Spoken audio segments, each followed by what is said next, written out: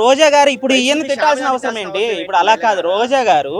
రోజా గారు ఈయన్ని తిట్టాల్సిన అవసరం ఏంటి? ఇప్పుడు ప్రతి విషయంలో రోజా గారు అద్దుబద్దు లేకుండా మాట్లాడుతున్నారు. ఆ! ఇప్పుడు నిన్న పేర్ని నాని గారు కూడా ఆడెవడో నిరంజన్ అంట. ఒక పసిపిల్లవాడు లేవలేని స్థితిలో ఉంటే పవన్ కళ్యాణ్ గారు వచ్చి కలిశారు. ఆయన ఏ రాజకీయం చేయలే, ఏ ఆరపడడం చేయలేదు, ఏమీ చేయలేదు.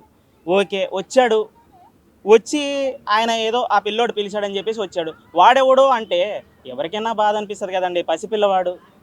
ఇవన్నీ జగన్ గారు ఒక్క మాట, ఎందుకు మాట్లాడుతున్నావయ్యా, ఏం అవసరం నీకు అనేదో పిల్లని కలవటానికి వెళ్ళాడు. రేపు మనమే వెళ్తాం. ఇప్పుడు జగన్ గారే వెళ్ళి ఉంటారు ఆ ప్లేస్లో, పవన్ కళ్యాణ్ గారి ప్లేస్లో. మనం తిడతామా? మేము తిడతామా?